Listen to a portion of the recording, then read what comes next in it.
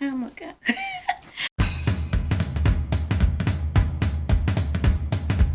Hey castmates, how are you doing? Welcome back to the channel. My name is Kuyade Nora, your favorite virtual castmate, and today I'm going to be walking you through the tools that I use to maintain my winter vocal care. So if you are interested, keep on watching, but before we get into that, you already know what it is. If you haven't joined the cast yet, please make sure to click the red subscribe button and the bell notification so that you know whenever I upload a video, and add me on Instagram because that's where I be shedding the tea. So the first thing that I'm going to show you is my nasal rinse. So these are the tools. Now I'm gonna insert a clip probably here. This is my note to self to upload it here because this is actually what I was using while I was on tour at the beginning of the year, and I just put the solution in this travel size bottle, and this is what I actually use whenever I am.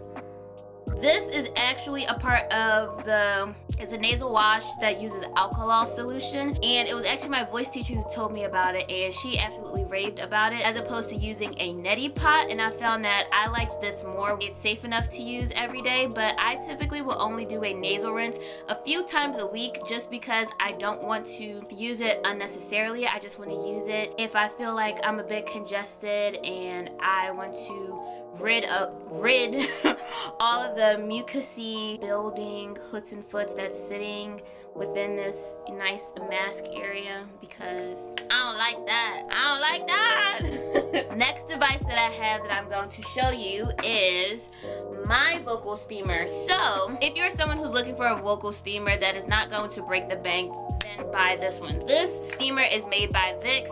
It is sturdy, it works, it does the job, and it does it well. The reason why I like this steamer is for a plethora of reasons. One being that I don't have to worry about what kind of water I'm using, and I mention that because if you are someone who has the Pure Mist, you have to use, I think it's distilled water for that.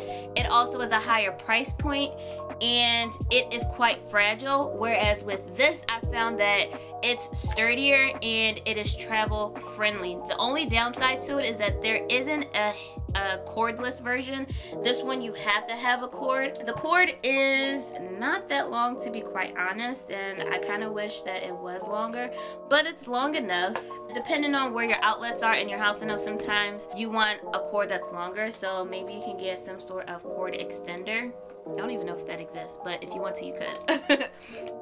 So let me open it so you can see.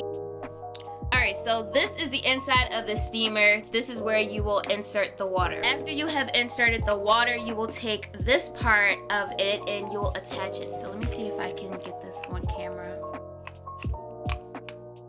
And it'll attach like this, and it'll lock. So you see how I'm moving it? It's locked inside. Then they have, I don't know if you can see it, but this is where you can attach these vapor pads. And basically what these vapor pads do is add essential oil scents, because you don't want to add essential oils to the actual machine or else it'll break. So you want to be aware of whatever you buy. A lot of the times you have to read the directions. Actually, all the time you should read the directions so that you know if it is safe enough to use essential oils or not.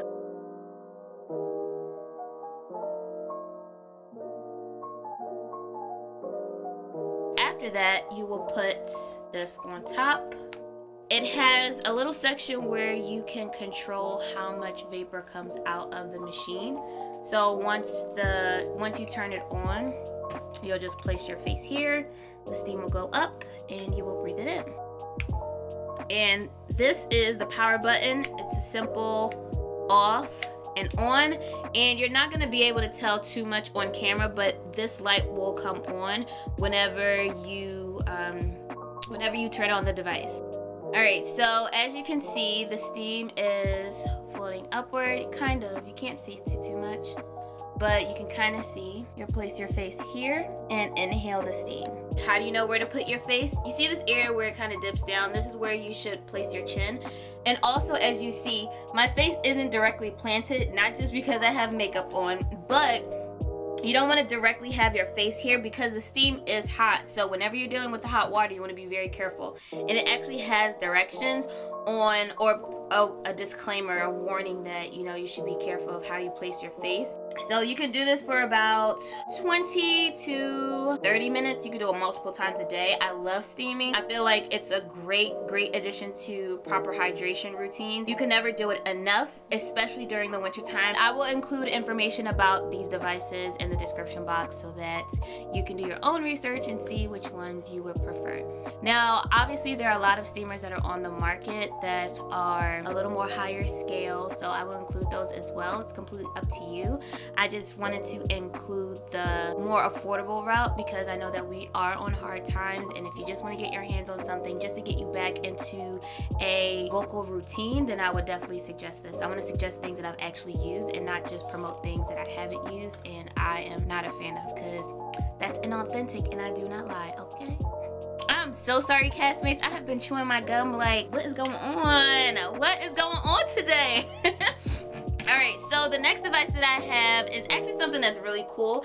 I got this as a personal travel size humidifier when I was actually about to go on the road. So this is my personal size crane humidifier, and I picked this up, I want to say at Target or CVS, and it was travel friendly, which I loved because, as you know, when you're on the road and you're traveling through the airport, you can only pack but so much, and I like the fact that it actually fits in my luggage without taking up too much space. So on the inside, it has an area where you can twist off the cap and insert the water. Please do not add essential oils to this as it will break the device.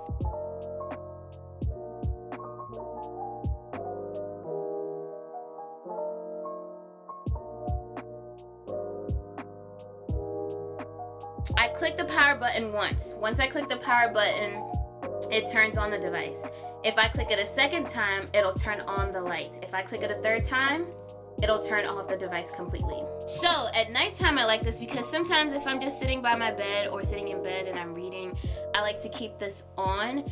And when I'm ready to turn off the lights for the evening, I will turn it off completely, or it does shut off on its own, but sometimes I don't like to leave devices on at night if I don't have to, so I will actually just turn it off manually and click the button for the third time. The next device that I have to show you, which is something that I am personally working on, if I'm going to be honest, is just actually drinking enough water.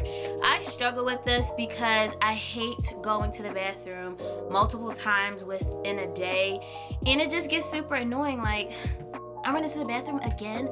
However, hydration is such a huge component to vocal success. You got to do what you have to do. So I actually picked this water bottle up from Marshall's. I like this because it has how many milliliters you have had throughout the day, and to be honest, it is extremely difficult to refill this and drink this entire bottle. I fill it up at the top in the morning. My goal is to get at least through half. Average day, I'm honestly only drinking half, which is something that I want to improve upon. In order to improve drinking water throughout the day, something that I am personally incorporating is setting alarms. If you are working throughout the day and you can't do that, it's completely understandable. The reason why I'm making this video is just to provide tips on how to hydrate. You hear it all the time, but no one actually goes into depths of what to do. So my 3 steps: drinking water, steaming, and using a humidifier. That's it. Now, how do you know if you've done it enough? You'll tell even by your speaking voice. Is it much more difficult for you to speak? Are you working much harder to sing? What do you feel, or how do you feel on your best day, and how do you feel on your not so best day? That is it for today. This was not meant to be a long video. I hope that you learned something from this, whether you are a singer, actor, or professional voice user. Thank you so much for joining me today, and I will see you in the next show. Bye.